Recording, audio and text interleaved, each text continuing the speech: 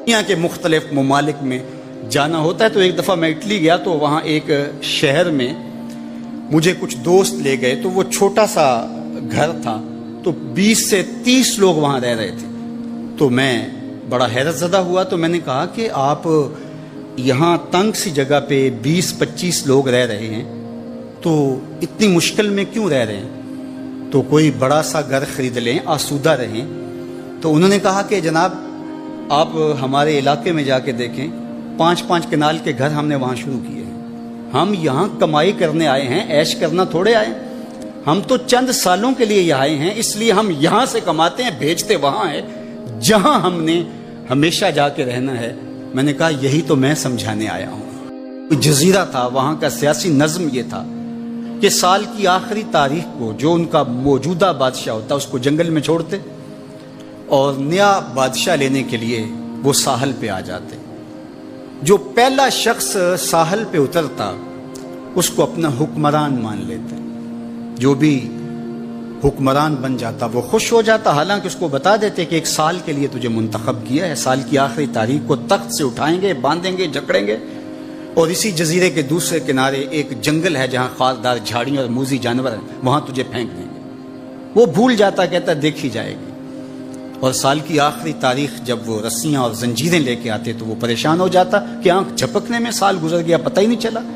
پھر روتا ہوا چیختا ہوا اس جنگل میں جاتا اور لوگ اس کو چھوڑ کے آ جاتے اور درندوں کا رزق بن جاتا، اور جو بھی آتا اس نے کبھی انکار نہیں کیا تھا۔ پہلی بار ایسا ہوا کہ جس شخص کو انہوں نے ہار ڈالے، گارڈ آف آنر دیا، تعظیم تکریم دی، سیلوٹ کیا، اس نے کہا یہ سب کیا ہے؟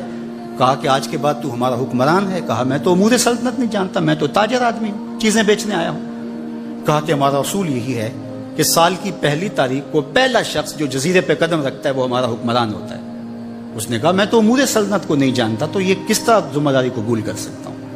انہوں نے کہا کہ تمہیں کرنا ہوگی، اس کے علاوہ کوئی راستہ نہیں ہے، ہمارا یہ قانون ہے، ضابطہ ہے، اور یہ بھی بتا دیں کہ سال کی آخری تاریخ کو تجھے اسی جنگل کے دوسرے کنارے چھوڑائیں گے جہاں موذی جانوروں کا رین بسیرا ہے۔ تو اس نے کہا اگر انجام اتنا دردناک اور خطرناک ہے پھر تو میں بالکل جانے کے لیے تیار نہیں ہوں۔ تو انہوں نے کہا تو چاہے نہ چاہے باندھ کے بھی تخت پہ بٹھانا پڑا تمہیں بٹھائیں گے۔ اس نے کہا اچھا مجھے یہ بتاؤ کہ سال بعد میری بات مانو گے یا نہیں؟ انہوں نے کہا کہ ہاں، قانون میں تو ترمیم نہیں کر پائے گا، لیکن یہ ہوگا کہ تیرے انتظامی حکم ہم ماننے پہ مجبور ہوں۔ اس نے کہا ٹھیک ہے، میں تمہارا حکمران بننے کے لیے تیار ہوں۔ رومی بولتے ہیں کہ جب بھی کوئی شخص تخت نشین ہوتا تو وہ بھول جاتا کہ میرے 7 سال کی آخری تاریخ میں کیا ہونے والا ہے۔ وہ عیش و عشرت کرتا اور یوں وقت گزارتا، سال کی آخری تاریخ آنکھ جھپکنے میں آ جاتی۔ لیکن یہ پہلا شخص تھا، تخت نشین ہوتے اس نے پہلا حکم نامہ جاری یہ کیا کہ کمانڈوز بلائے جائیں۔ بلائے گئے، کہا اس جنگل میں چلے جاؤ جہاں تم بادشاہوں کو پھینک کے آتے ہو اور وہاں کے موذی جانور کاٹ ڈالو۔ پھر بلدیہ کے ملازمین بلائے، کہا جاؤ جا کے وہاں کی جھاڑیاں کاٹو۔ پھر معمار بلائے، کہا جا کے وہاں محل تیار کرو۔ کچھ لوگوں کو بلایا، کہا جا کے وہاں پھول لگاؤ، پھلدار درخت لگاؤ، سایہ دار شجر لگاؤ۔ پوری حکومتی مشینری اس جنگل کو کٹوانے، وہاں کے موذی جانور قتل کروانے اور وہاں خوبصورت محل بنوانے، کنویں کھدوانے اور پھلدار درخت لگوانے میں صرف کر دی۔ اب سال کی آخری تاریخ کو جب وہ زنجیریں لے کر آئے تو اس نے کہا کہ مجھے کیوں جکڑتے ہو، میں خود جانے کے لیے تیار ہوں، اس لیے کہ یہ اس تخت پہ آرام سے نہ بیٹھا، یہاں بیٹھ کے تیاری وہاں کی کرتا رہا جہاں اس نے جانا تھا۔ کافر اور فاسق دنیا کے تخت پہ عیش کرتا ہے، بھول جاتا ہے کہ میں نے کہاں جانا ہے، اور صالح مومن اس تخت پہ آرام سے نہیں بیٹھتا، جہاں جانا ہے اس کے لیے تیاری کرتا رہتا ہے۔